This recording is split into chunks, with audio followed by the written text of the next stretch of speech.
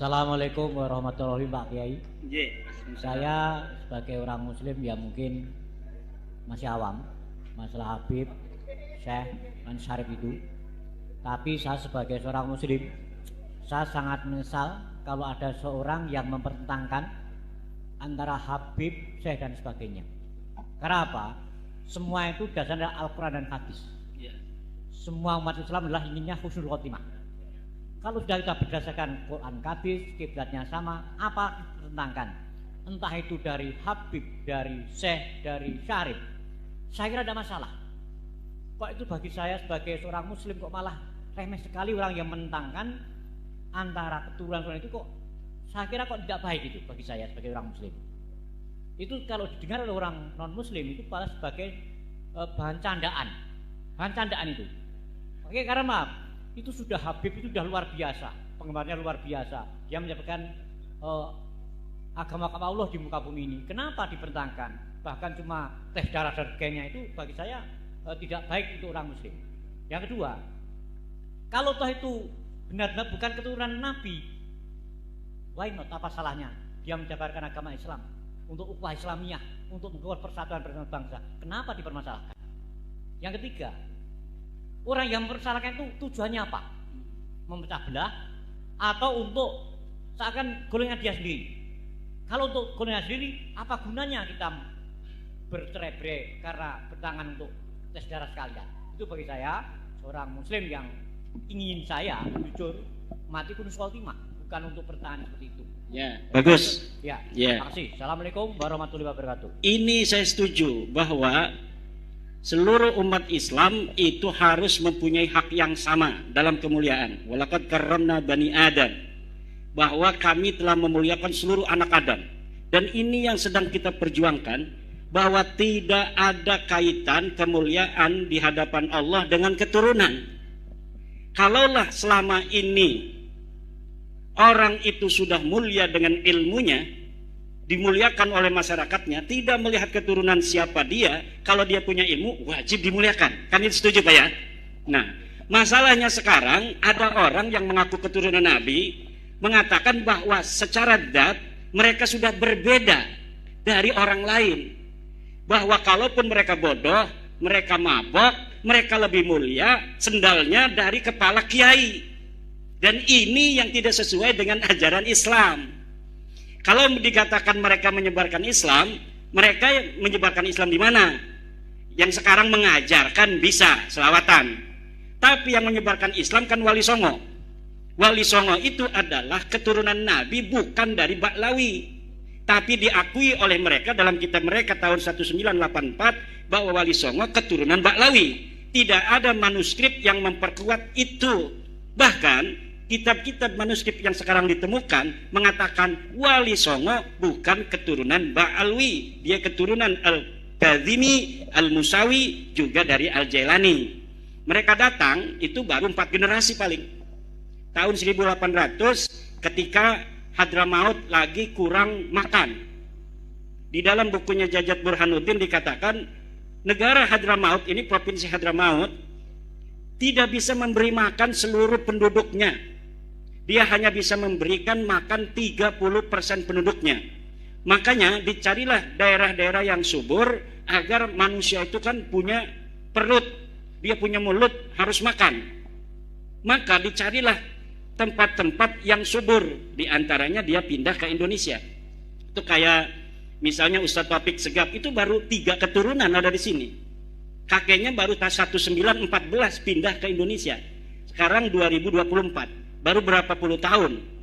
Yang lainnya Utsman bin Yahya itu tahun 1830-an sudah ada di sini, itu lebih tua.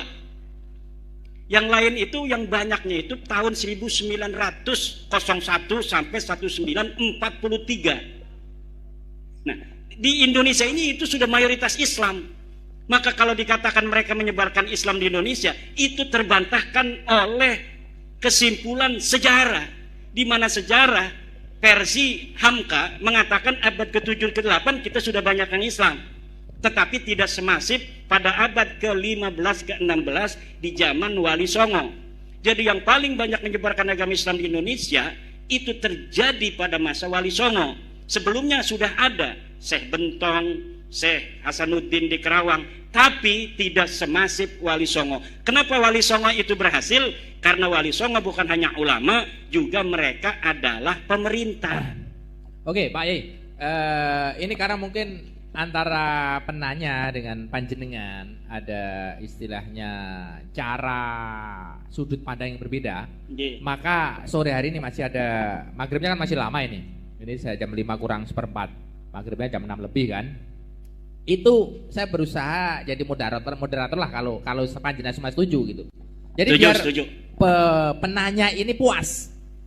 Mungkin dalam pandangan saya yang ditanyakan penanya ini, kok dadak gegeri Pak Lawi gitu ya Pak Rukianto kira-kira. Kok dadak digegeri? Toh kan di sini Habib-habib itu jasanya banyak. Ada Habib ada Habib Syekh, ada Habib Novel, di sini ada Habib Soleh Al-Jufri. Di kampung ini pun ada almarhum Habib Soleh tapi bukan Al-Jufri, Baharun. Yeah. Jadi jasa mereka itu banyak walaupun belakangan.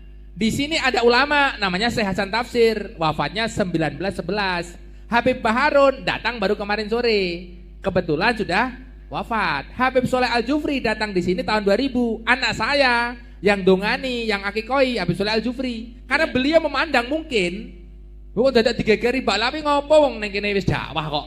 Yeah. Kira-kira gitu Pak Rukianto ya. Nah, ini jawabannya gitu Pak. Monggo jawabannya bagaimana gitu. Iya, jawaban saya adalah kalau menyebarkan pertama kali tidak. Karena yang menyebarkan pertama kali adalah kalau beliau itu ngomong menyebarkan. Menyebarkan dalam pengertian pertama kali menyebarkan Islam di Indonesia tertolak. Karena sejarah tidak mengatakan seperti itu. Kalau mereka dari sejak pertama kali datang ke sini, kemudian karena mereka pinter, kemudian ngajarin agama, bisa. Kebetulan baik orangnya, alhamdulillah. Tapi ada ajaran-ajaran, doktrin-doktrin, lihat di YouTube, bagaimana dari keluarga Ba'alwi ini ada yang mengatakan kalau tidak menjadi muhibbinnya Ba'alwi tidak akan dapat syafaat Nabi. Ya betul, saya juga diancam gitu ya. Iya. Pokoknya nek pitutur luhur melu Kyai Imat gak bakal oleh syafaate Kanjeng Nabi. Kalau tidak percaya Habib itu cucu Nabi, maka tidak akan barokah. Saya sudah dikafirkan. Oh malahan tambah ekstrim ya? Iya, sudah. Sementara kalau kita bicara nasab, ya nasab itu tadi berita itu mahtamala sidqa wal kadhiba, dia bisa benar bisa salah. Dan saya dapat membuktikan Pak Rukianto bahwa nasab mereka itu salah, nasab mereka tertolak, dia bukan cucunya Nabi. Kalau mereka itu ulama, kita wajib hormati, bukan karena dia turun Nabi, karena ulama. Karena memberikan manfaat untuk masyarakat sekitar, ngajarin ngaji, ngajarin kitab. Tapi saya belum lihat ada Habib yang ngajarin kitab. Baca Fathul Mu'in misalnya. Ada juga selawatan, ceramah. Termasuk Abah Lutfi, belum pernah saya melihat beliau baca kitab kuning. Yang ada adalah ceramah. Maka kalau ketika ada yang nanya sama saya, Abah Lutfi itu ulama bukan? Bukan. Tapi dia penceramah. Kenapa? Karena ulama harus bisa baca kitab kuning. Syarat ulama itu mampu membaca kitab kuning sebagai satu syarat utama orang memahami agama. Bagaimana orang tidak bisa baca kitab kuning mampu memahami agama dengan benar? Paling dia dapat mendengar dan dapat membaca dari terjemah. Kalau dapat mendengar dan dapat membaca dari terjemah, itu tidak bisa istimbat. Kenapa? Karena Al-Quran berbahasa Arab, Al-Hadis berbahasa Arab.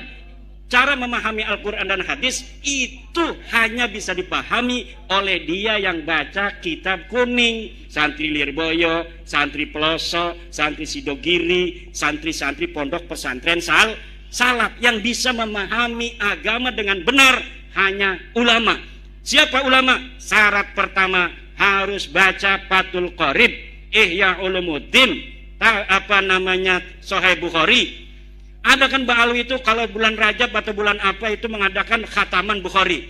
Khataman doang, tidak baca kitabnya. Khatamannya iya, tapi tidak baca kitab Bukharinya. Nah itu yang kita sekarang sedang melawan doktrin-doktrin itu. Melawan itu bukan marah. Kalau marah itu nggak ada arah.